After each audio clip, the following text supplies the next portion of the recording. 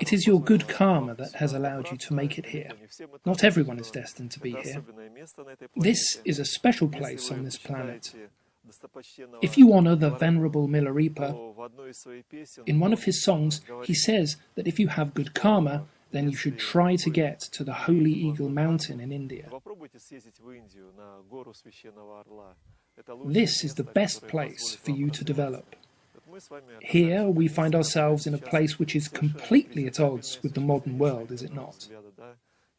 There is no glamour here, but this place is very good and positive. We'll purposefully spend today here in Rajagra, or the city of Rajgir as it is called now. And when returning home you will feel the benefit of the memories of this place. But what is this place? Well, essentially what happened here was that Buddha was about 80 years old and had been teaching his disciples for 40 to 45 years. He was telling his disciples how to move forward on the path to self-development. But right here on this mountain at the end of his life, he told them about the quintessence of the path. Most people in today's society live for their own selfish motivations, and all of us here understand this, don't we? That is, most people live for themselves. So Buddha was forced to use certain concepts that were understandable to egoists, such as how they can live and be well, and how all other people could also be well, and how, as a result, society could prosper. But at the end of his life, he did something very rare. He told them the essence of the sutra of the lotus flower of the wonderful law. That is, he explained to them that nirvana, the goal of the majority who embark on the path of Buddha or the path of self-improvement, is not the final point, and that the only correct form of life is the path of bodhisattva, or the path of service to others. Here, on this mountain, Buddha prophesied to his disciples, all the great disciples who were around him, in what world they could achieve realization, that is, their highest status, which is to be a teacher. I will explain what I mean. If a person takes the path of self-improvement, then, after a while, he becomes a teacher to someone else. And you understand that teachers may be of different levels. If a person remains a teacher from one life to another, then at a certain stage, he will become a teacher who knows all possible paths to self-improvement. That is, he will become an expert in everything. Do you understand? He will reach an intricate perfection in any path to self-knowledge. As an example, I can tell you a story. Once Buddha and his disciples were walking through a huge forest. Buddha stopped, picked up off the ground a few fallen leaves, and asked his disciples, "What do you think? Are there more leaves in my hand or in the forest?"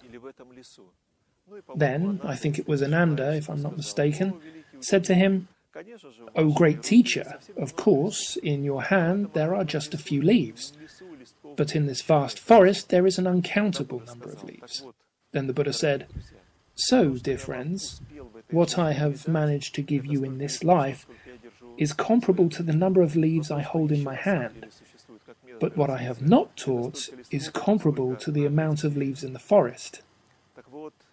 So, any teacher who stands on the path of self-development may come to this final stage. And these teachers are called Tathagata. And it was here that Buddha predicted to the majority of his students with whom he was walking the path of self-improvement over many lives, who will reach which level of development and on what planet, what they will be called, what students they will have, to which of their disciples, he simply called them by their names, each Buddha would leave his teaching, how long this teaching would be preserved, and how this teaching will be preserved in the form of Dharma or something similar. That is to say, there is Dharma, there is something similar to Dharma in the following period, the third period. There is the absence of Dharma. Here, Buddha predicted all these important things. And when the Buddha's disciples heard this, they just jumped for joy, because they were incredibly happy that finally Buddha had told them that they would not just sit under a tree and breathe through their noses. If I'm not mistaken, I think it was Manjusri.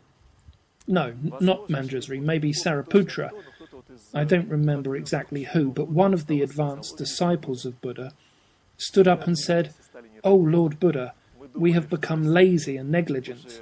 We thought we had already achieved realization and ceased to make efforts on our path. But now we have to continue to grow. That is, we realize that this path is huge and we will be moving in this direction for a very long time." Furthermore, in this place, Buddha made a prediction even for Devadatta, for the apostate Devadatta, who tried to kill Buddha somewhere nearby to here. Somewhere near this Gridhakuta mountain, which Buddha was climbing with his disciples, he threw a huge stone at Buddha. But the stone did not hit him. It fell very close to him, but only hurt his leg. But Buddha treated Devadatta with great compassion. Here he predicted to him that, even after an infinite number of eons, even Devadatta would reach the state of Tathagata. He called him by the name that he would be called in a future life. I don't remember precisely what that name was. But what is most important, why I mention this, is that Buddha said, it's hard to believe, but even Devadatta will become a Tathagata. And those of you who believe in these words, keep in mind, in order for Devadatta to become Tathagata, the mind must simply change. That is, this is the devil incarnate, and even he will eventually become Tathagata. And Buddha said, if you believe me, that Devadatta will become Tathagata, then consider that you also, by all means, will come onto the path and become Tathagata. And here we have, thanks to the gods, this sutra that was brought here from the city of Vladivostok. This book is in Russian, and it is a pretty good translation. So if possible, try to find it. It is available on our website for downloading, the wonderful Dharma Lotus Sutra.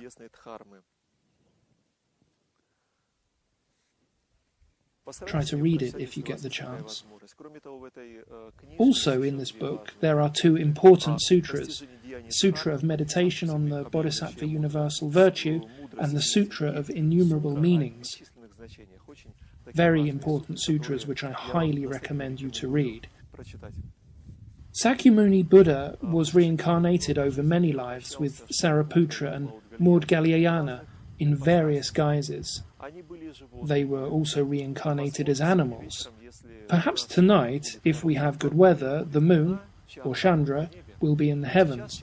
Right now, Chandra is in the sky, but you won't be able to see what I'm about to tell you. If you look at the full moon at the top, maybe you will see what appears to be a jumping rabbit. If we say this is the moon, then it jumps from the top here in this way. You can see its paws sticking out forward, ears back, head, and you are supposed to be able to see it hopping. The selfless hare. This is a very important topic because, in this way, the deity Indra recorded on the moon that which the hare had done. There was a forest where 4 animals lived: a dog, Maudgalyayana, a monkey, Sariputra, an otter, Ananda, and a rabbit, Sakyamuni Buddha. And Sakyamuni Buddha taught them self-perfection. I understand how surprising this may be to you. He told them about moral things. Once a month they used to arrange Uposatha Day, as it is called in Buddhism, or in the Vedic culture, Ekadashi. And then on one Ekadashi, as usual, they gathered together. And the rabbit said to them, "Friends, try to refrain from food until the evening when the sun goes down. And on this day, dedicate your time to self-knowledge. Have you understood?" "Yes," "We have understood, teacher." And they went about their business. And as they walked to their homes, they found a meal for themselves to eat in the evening. And the hare had such determination on this day of Uposatha or Ekadashi that Indra felt, sitting in his palace, that this hare surpassed all creatures on the planets that were under his authority. So he decided to test this hare. He assumed the form of a Brahmin and descended to the hare in the forest. But before he came to the hare, he tested all his friends first. And the dog gave up his food for the Brahmin, as did the others. That is, they made a sacrifice. But eventually he came to the hare, and the hare said, "Oh, great monk, how wonderful that you came to me. I want to make a sacrifice for you too." But then the hare thought about what he would sacrifice for him, straw or what? The monk does not eat straw. And then he thought, "Okay, now I will sacrifice something that I have never done before." He said, "Monk, please kindle the fire. I'll bring you a sacrifice now." Well, the monk clapped his hands and, at once, a big bonfire was ready.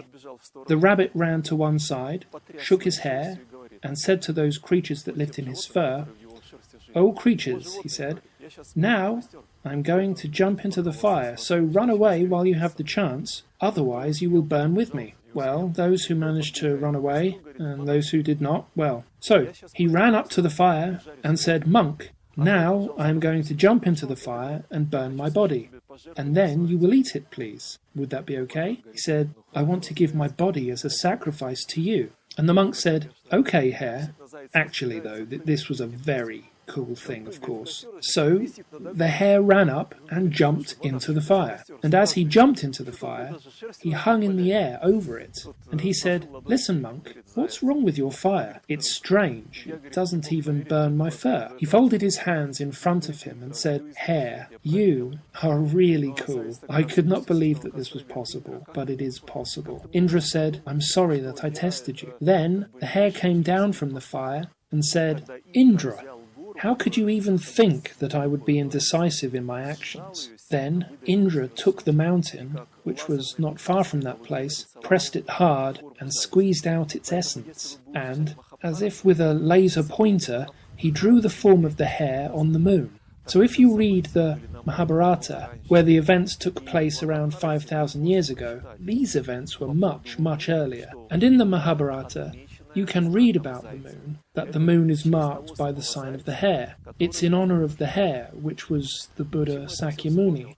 The reason I mention this is because the two other friends of Sakyamuni from this tale, Maudgalyayana and Sariputra, this was their homeland. This is Rajgir city that we have come to today. It is the homeland of Sariputra and Maudgalyayana. They were ascetics here. Sariputra was the son of a Brahmin, and in his youth he left, how should I say, to pursue self-knowledge. And Maudgalyayana was the son, he was a prince, to cut a long story short, he was the son of a king, one of the princes. And he also went to wander in order to know himself. They studied Vedic culture for many years under the guidance of a monk.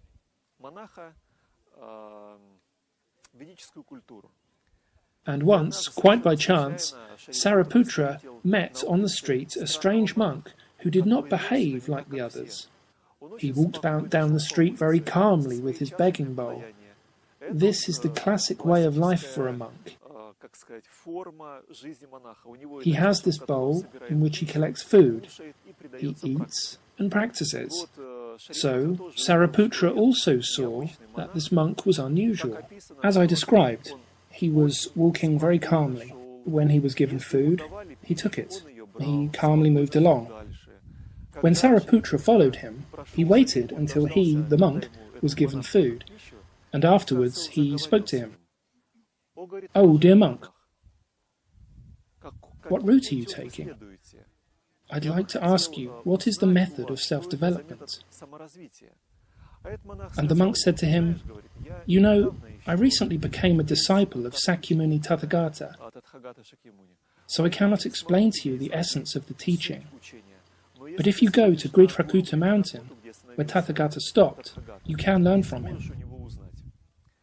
And Sariputra was a very clever fellow. He knew a lot.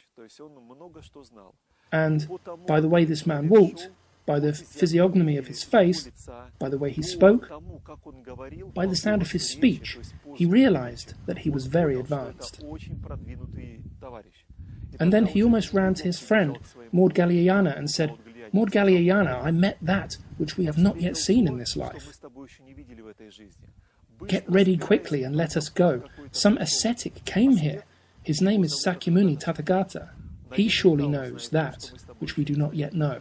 And so they ran quickly there, and when they talked to Buddha, they realized that they had found what they had been looking for their whole lives. They had met someone who had been moving towards self-development for many, many, many lives. And then a new phase began for them. They became disciples of Buddha and began to practice in this place and reached realization. If I'm not mistaken, it took Sariputra 7 days to completely remove all his impurity under the guidance of Buddha. Maud Galiayana too, but I think it took a little longer. But I could be wrong. It was, of course, very quickly, under the guidance of such a teacher. But once again, they were not moving together for their first lives. In past lives they had achieved a lot too. Therefore, in this life, as happens, a teacher reincarnates with his disciples. They reincarnate in different countries. They talk in different languages, because karma determines the place and circumstance for everyone's birth. But despite that, people meet without fail, according to their karma. The meaning is the following. When the teacher reincarnates with his disciples, they settle in different countries. It could be anywhere. The number 13 means a meeting of a teacher with his disciples. In the center is the teacher, and from the 4 cardinal points come the disciples. 3 disciples from each cardinal point. And here we have this number. 3 disciples from 4 points, plus he in the center.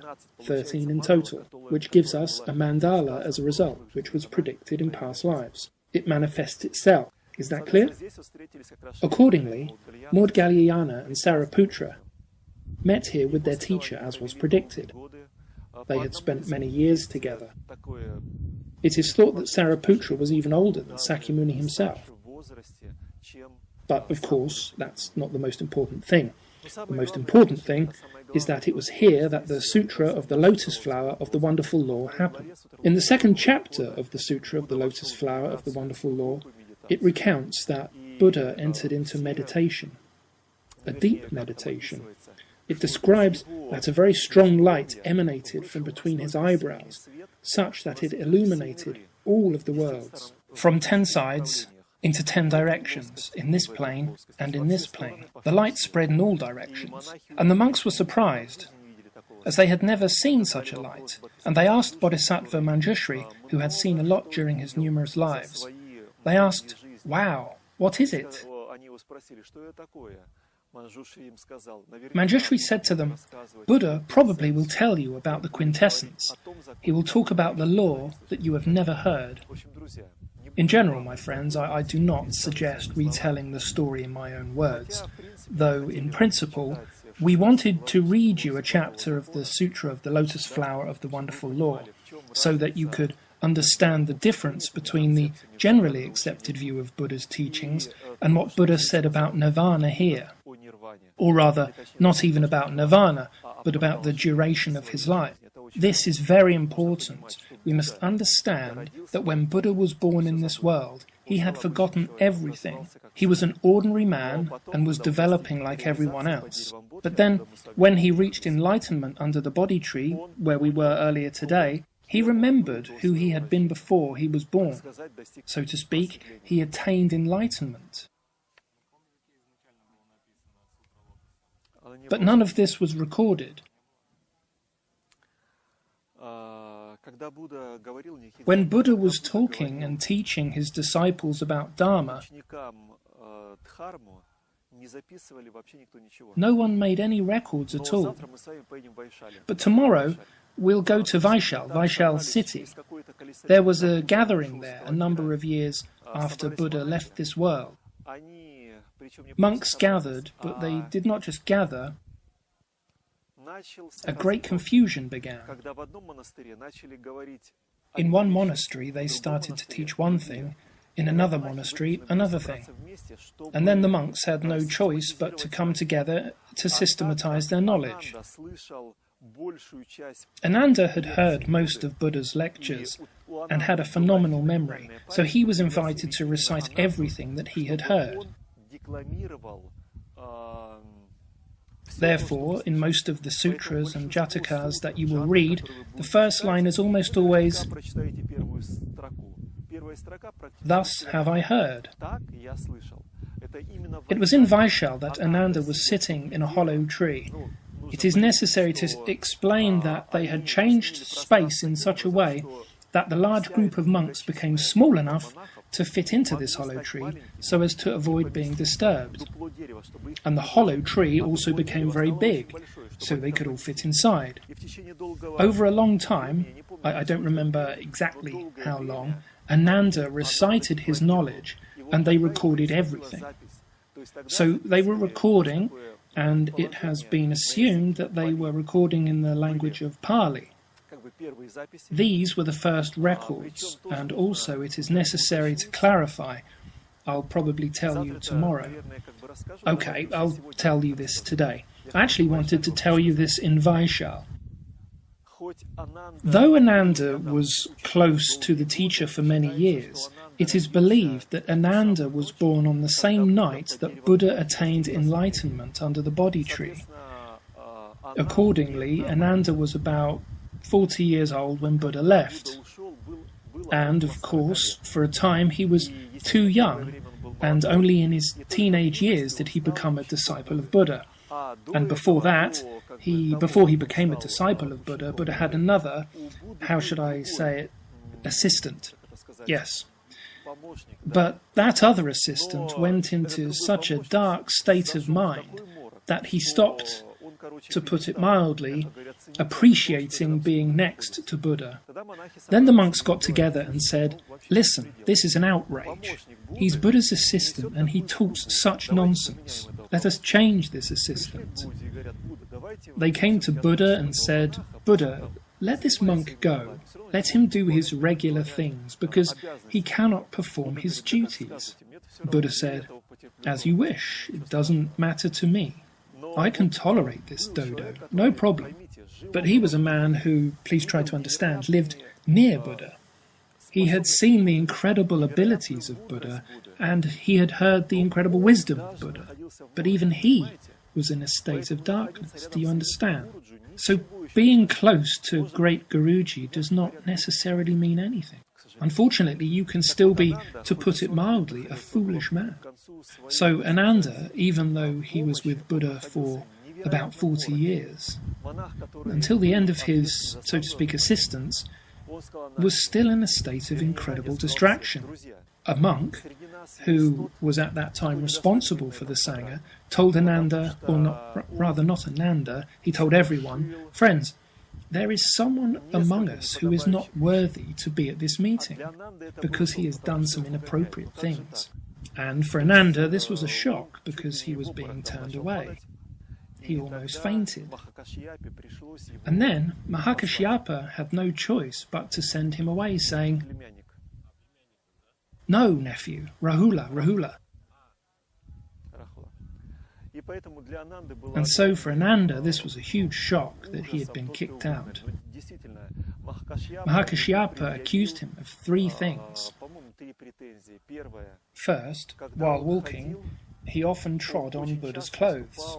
That is, while following Buddha, he very often trod on his clothes, making them fall off. This was filed as the first claim. You were untidy. Secondly, he insisted that Buddha accepted women as nuns. Buddha said, "Okay, Ananda, I will accept them. But because of this, my law will remain in an unchanged form for only 1,000 years on this planet. If there had been no women, the law would have remained unchanged for 2,000 years. The third came when Buddha got sick after eating, well, poor quality food. This, again, took place in Vaishal. Buddha said, "Ananda, please bring me a drink of water." But Ananda was such a dodo that he said, "Oh, teacher, further up the river which runs through here, carts have passed, and they have stirred up the water, which is now dirty."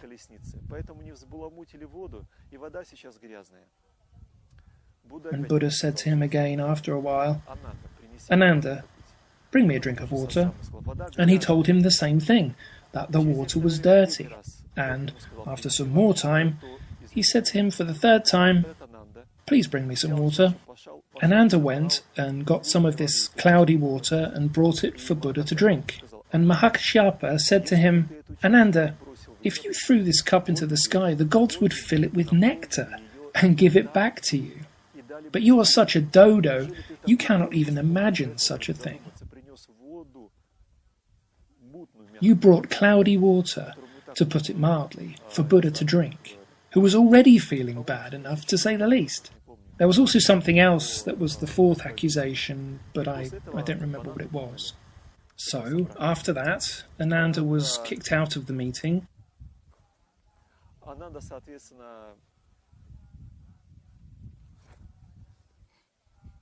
Ananda left. I think it took him 4 or 6 days to recover from such a hard blow when he was kicked out. What's another way of saying kicked out? Expelled. Yes, he was expelled. It was a shock for him, but it was necessary for him to reach enlightenment, which he did.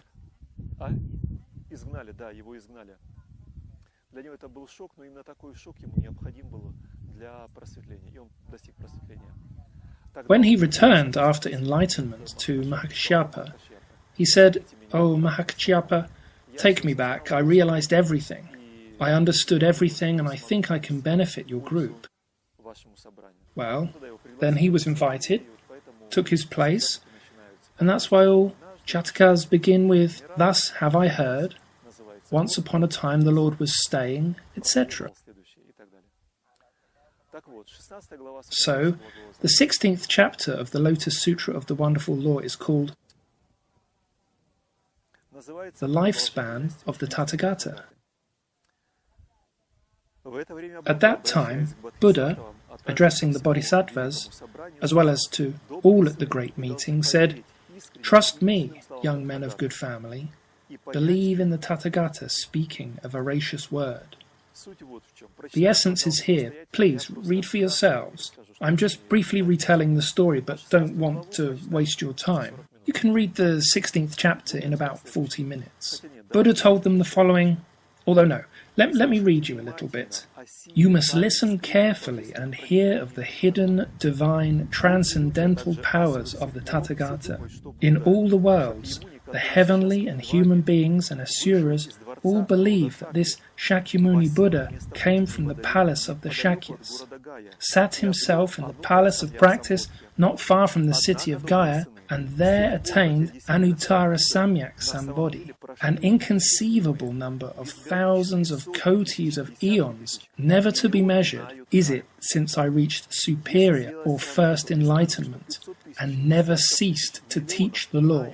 By way of example, young men of good family, let there be the atoms of earth of 50,000 myriads of kotis of worlds. Let there exist some man who takes one of those atoms of dust and then goes in an eastern direction 50,000 myriads of kotis of worlds further on, there to deposit that atom of dust. Let in this manner the man carry away from all those worlds the whole mass of earth, and in the same manner, and by the same act as supposed, deposit all those atoms in an eastern direction. Now would you think, young men of good family, that anyone should be able to imagine, weigh, count or determine the number of those worlds?" And of course they answered, "They are incalculable, O Lord. Those worlds, countless, beyond the range of thought." And then he said, "If you can imagine the number of all those worlds that the man went through, as one eon, then the number of eons that I have been on the way of self-development and teaching Dharma to others is higher than that number. But even this is not the main thing. And the fact that Buddha will be on this path many times longer than the amount of time he has already stood on it. Do you understand? Maybe this does not speak to you yet. But if you only knew how many people aspire to nirvana and who will still tell you that Buddha went to nirvana. Have you heard that? That Buddha went to nirvana? Huh? But on this point, chapter 16 is very important. Yes, maybe he went for a while to nirvana, but after a while he will again come back to this world of Sakha. This world, according to Buddhist texts, is called the world of Sakha. For some reason, in the sunny land of Yakutia, in Russia, this planet is still called Sakha. Perhaps there is some parallel here, perhaps in different galaxies, different worlds. And each Tathagata has his own area of responsibility, one might say. Namely, Sakyamuni Buddha is responsible for the world of Sakha. In other worlds, they can also be very important. In the Vimalakirti Sutra, a very important thing is described. Even Buddhas and Bodhisattvas could not believe that in our human world there is an opportunity to practice self-perfection. Do you see? There are some absolutely beautiful worlds where practicing self-perfection is wonderful. There is, for example, a beautiful world where sentient beings do not have a shape. They do not have a material body. It is much easier for them to practice self-development as they exist there as a form of scent. And their Tathagata gives to them the methodology of self-development, giving them, how should I say, the model scent, thus enabling them to change their sense to this model scent. Do you understand? And when, in this world of sense, there appeared a special envoy of Vimalakirti to ask for food, the Bodhisattvas, after hearing that there was a world called Sakha, where they beg for food to help them on their way to Dharma, were very surprised and asked their Tathagata, "Can we fly to this world and see what kind of world it is? Is it impossible?" This Tathagata said to them, "Of course you can fly, but you need to hide your scent. If people smell your scent, for them it will be too... how to explain? This much goodness will not allow them to develop properly. For them, all other smells will become stenches. But this would be wrong, because they should live and develop in these smells. Do you understand?" He meant that, in his explanation, when they appeared out of the ground, everyone was surprised, because they had become elders. And all of them bowed to Buddha. And here there is a metaphor,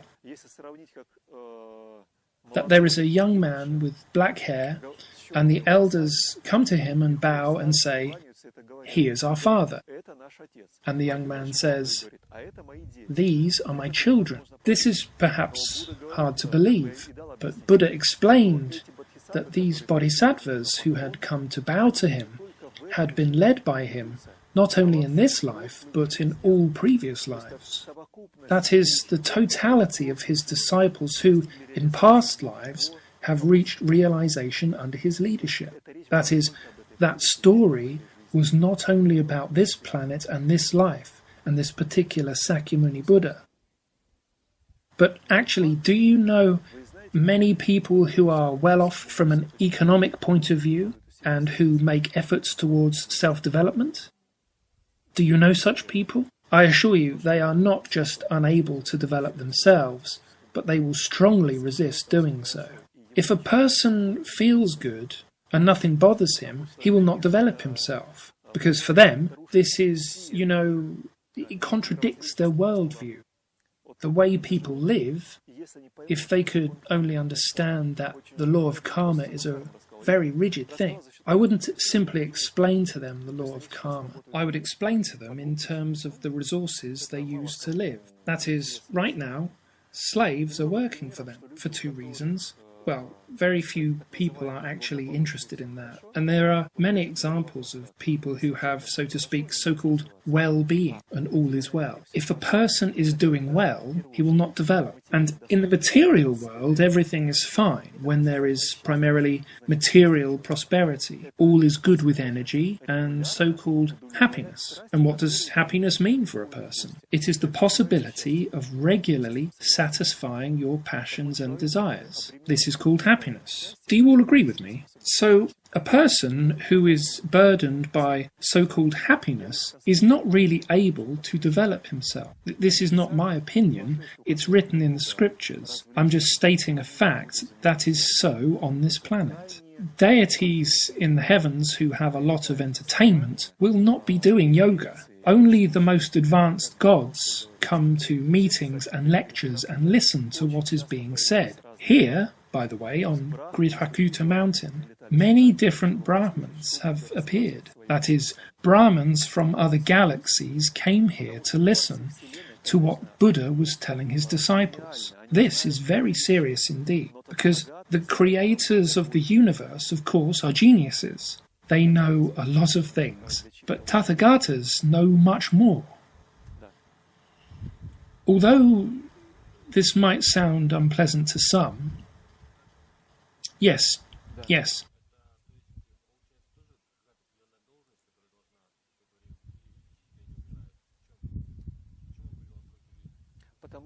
Because on different planets, these Tathagatas will have different lengths of life.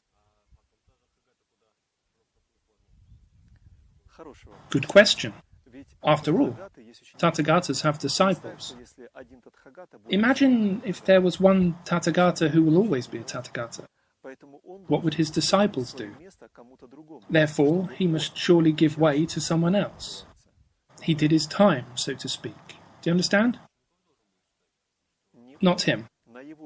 His disciples must take his place, and he will likely go to a level where there is no time and space. Not samsara, it is much farther than that. It is thought that all Tathagata, in the absolute sense, become one. They become that which existed before Jivatmas started dividing. Because if Tathagata will always be Tathagata, no one else will have an opportunity to develop. So, one day he will leave to make room for the development of his disciples. And, on different planets, they will promote different perfect things. This is a fact. Probably Buddha never spoke on this subject. When he was asked about those things that are beyond human comprehension, he specifically said, "You do not need to ask me about this. I do not have to answer you on this topic." He was very often asked about nirvana. "Oh, great teacher, what is nirvana? How sweet and deep is it? How does it feel to swim there?" etc. Well, they wanted to know what they will get stuck in, so to speak, what sweet honey they will cleave to. And he said all the time, "Do not ask me about it." You should not ask. That is, there are some things that our binary mind is incapable of understanding, but in fact it is much better than any manifested form of life, which, firstly, is conditional, secondly, there are methods to change suffering, and there are ways that allow you to avoid this suffering.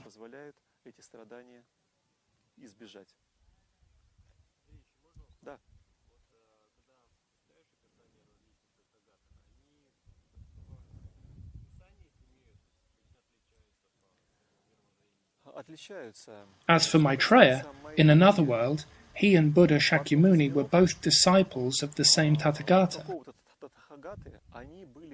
Well, the translation of his name is "the one who enjoys luxurious houses."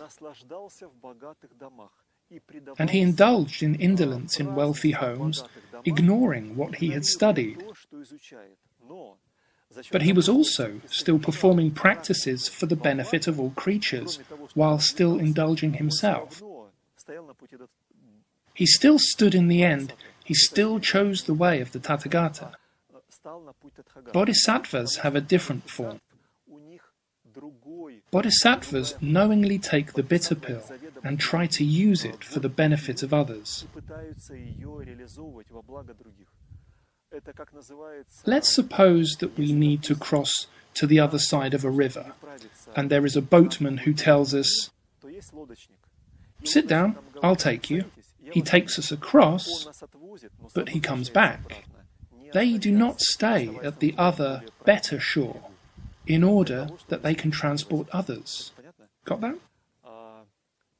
It was the same thing in the time of Buddha Kashyapa, when Sakyamuni Buddha and Buddha Maitreya were both disciples and friends, when one dragged the other by the hair to meet Kashyapa. In another book, I read the explanation of who was dragging whom and found the following. One of them studied under the guidance of the Buddha Kashyapa, and the other strongly refused. It was the Sudra that studied from the Buddha Kashyapa, and it was the Brahmin that refused, saying, "Why should I study from this bald monk? What am I going to learn from him? I follow the call of my ancestors. I perform rituals, my prescribed duties. I don't need this bald shaman," as he called him. But at some stage, this Sudra could not stop himself and brought his friend closer to the place where Buddha Kashyapa lectured. "Let's go have a swim in the river," he said, because the river was right next to that garden. And when they had finished swimming, he took him by the hair and dragged him. And Gatikara, I think that was the Brahmin's name at that time, was stunned. He thought, "Wow, a Sudra took me, a Brahmin, by the hair?" And he said, "Listen, friend, is there a good reason that you took me by the hair? And are you dragging me to this bald shaman?" And he answered, "Of course, my friend, there is a very good reason. Let's go and listen, at least once." So he dragged him to Kashyapa. He listened and was inspired, and he really began to practice. So the one who dragged was Sakyamuni Buddha, and the one who was dragged was Buddha Maitreya. There is one theory why this, our material world, was manifested. Once there was absolute harmony, that is, all Jivatmas were in perfect harmony. There is a view that energies then started to interfere with that harmony. These energies were called tamas, rajas, and sattva, and they provided Jivatma with 3 different ways of how to live. And so Jivatma wanted to live these 3 different ways of life at the same time. So then there was a separation into 3, and then these 3 different Jivatmas also wanted to gain these experiences. So again, there was a division. It's like cell division, you know? Paths fork, fork again, and so on. And that's why we all have this variety, which we can see now. We are, in fact, all one thing. But we have variety because our Jivatmas accumulated different experiences. We have original data. We are different because of our Jivatmas. Some have a more or less good Jivatma, some a little less good, some in fact have extreme ones, and some very extreme. All this because of the fact that different actions were committed, different choices were made. Those choices were not always good ones in terms of karma. Therefore, karma leads us generally to suffer. Not exactly. Maitreya is not exactly his disciple. They are friends. That is, they move in parallel. He really will be reborn. But perhaps on this planet, Maitreya has just such a fate. Note that Maitreya will come at a time when there will be utter chaos on this planet. Volodya asked the question, if the consciousness of bodhisattvas is a single whole, beyond time and space, why do they manifest themselves in different worlds in different ways? From his point of view, which I agree with, different categories of disciple manifest different types of Tathagata, so that they were clear and understandable for every world in which they appeared. There is a certain logic to this. There is a special Tathagata who heeds. I don't remember his name.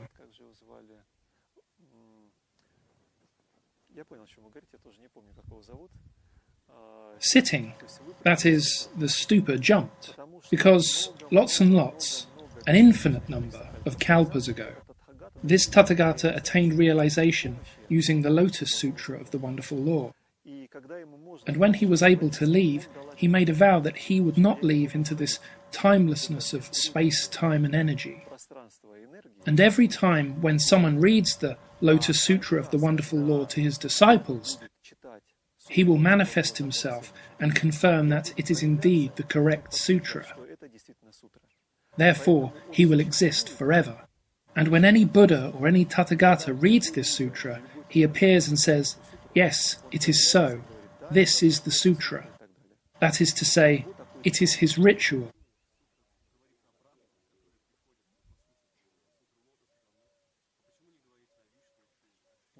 Read the scriptures of Shivaists, read the scriptures of Buddhists, and sometimes parallels can be found. Shiva is very much like a real bodhisattva or tathagata. The way he treats his environment, how he treats people, his tolerance, his compassion, that is, he is a normal bodhisattva in principle. Moves very well.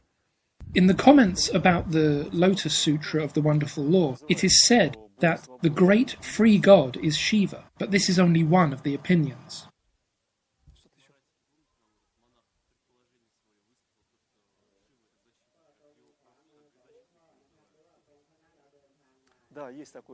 Last year we went to Maratika in Nepal. Maratika is a cave where Padmasambhava got a technique from Mandarava for obtaining an indestructible body. So there, one monk said that Shiva is considered in the Buddhist classification as the protector of Dharma. That is, he is someone who stands guard, protecting the Buddha's teachings. Well, at least there is such an opinion among Buddhist monks. I want to thank you for your good karma which brought you here. You can get the good that you need in this life, and maybe even share your knowledge with others. It's very important. Here, in this sutra, it says that it is important to live for others. It is quintessential. Not for the sake of your ego, not for the sake of some short-term goal, but because it is important to be a support for other living beings. Read the sutra. Remember these places. Now I suggest we spend some time alone and really try to feel the atmosphere of this place, and then we'll gather at the bus.